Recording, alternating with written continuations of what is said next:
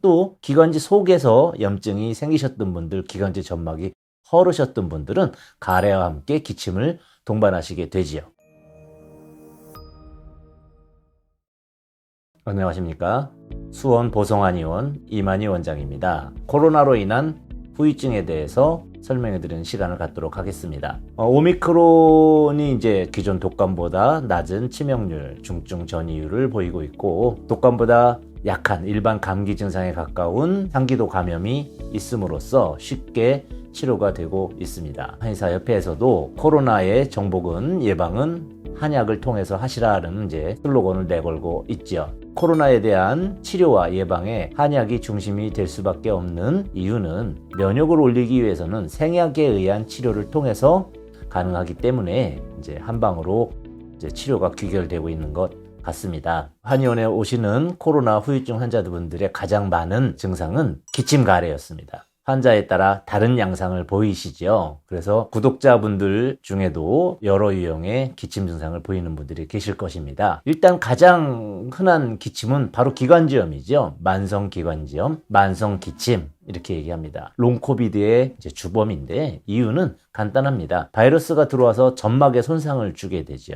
그것이 코 점막에, 즉 그 사람의 코의 온도가 떨어지고 코에 비만세포, 마스트셀이 반응을 많이 해서 점막이 손상된다면 후비류, 콧물이 뒤로 넘어가는 그런 증상을 동반한 기침을 보이시게 되고요. 목 근처 후두부에 어떤 점막 손상이 오시게 되면은 캑캑거리는 기침을 하실 수가 있습니다. 또 기관지 속에서 염증이 생기셨던 분들, 기관지 점막이 허르셨던 분들은 가래와 함께 기침을 동반하시게 되지요. 가장 흔한 가래 기침은 기관지 점막에 헐어있던 부분이 단순한 공기, 찬 공기만 들어오거나 일반 호흡만 하더라도 그 공기에 대해서 민감한 반응을 점막이 보이게 되고, 그것이 기침의 형태로 나타나기 때문에 쉴 새 없이 기침을 하게 되지요. 기침의 횟수가 많으면 많을수록 점막의 손상이 깊었다라고 보시면 되고요. 그리고 또 손상이 깊지 않더라도 아침 저녁으로 이제 기침이 심해지는 것은 지금 환절기 아침과 낮의 온도 차이 때문에 아침 저녁으로 기침을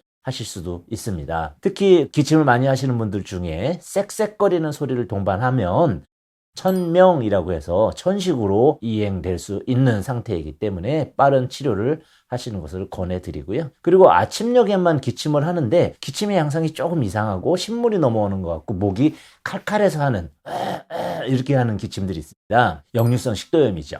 역류성 식도염은 치료 중에서 양약을 좀 많이 먹었다든지 하면서 위장이 평소에 나쁘셨던 분들이 위장 점막에 손상이 오고 그것이 식도에까지 영향을 주면서 식도에서 위쪽으로 위산이 역류하는 그런 증상을 보이게 됩니다. 그랬을 때 눕는 자세를 잘 신경 쓰시고 부드러운 음식을 드시고 우유 같은 것을 자기 전에 드심으로써 예방을 하시면 좋을 것 같고요. 콧물이 뒤로 넘어가서 이런 소리 내시죠? 이렇게 위쪽에서 콧물이 넘어갈 때 나타나는 형상이고 뭐가 흐르는 느낌이 든다.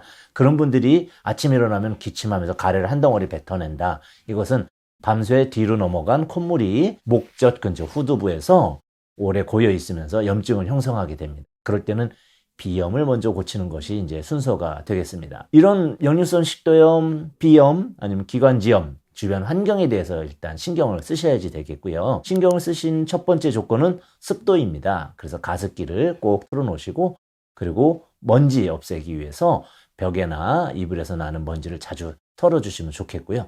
환기를 또 중요시 하는데 통환기, 창문 살짝 열어놓는 게 아니고 바람이 지나갈 수 있는 정도의 통환기를 해줌으로써 이제 먼지나 이런 것이 없으면 기침에 도움이 많이 되실 겁니다. 그 다음으로 중요한 것은 이제 충분한 수분이 필요합니다. 따뜻한 물을 드시고 공복감이나 이런 것이 문제가 되시는 분들은 따뜻한 음식을 먹음으로써 기침을 좀 완화시킬 수 있는 방법도 있습니다. 그리고 수면을 충분히 해주셔야 충분한 숙면을 통해서 면역도 회복하고 피로가 개선되셔야 기관지염도 이제 개선이 되실 겁니다. 물론 이렇게 한다고 해서 면역이 확실하게 좋아지는 것은 아니기 때문에 치료 과정에서 아예 한약을 사용함으로써 한약의 면역력 증강과 치료가 겸해진 처방으로 하시면 좋을 것 같습니다. 또 개중에는 기침이 있는데 미열이 계속 있는 분이 있으십니다. 요새 결핵 환자가 많이 줄었지만 그래도 은근히 존재한다고 보고가 되고 있기 때문에 열이 나고 또 가래를 동반하고 만성 피로감을 동반한다든지 하는 증상이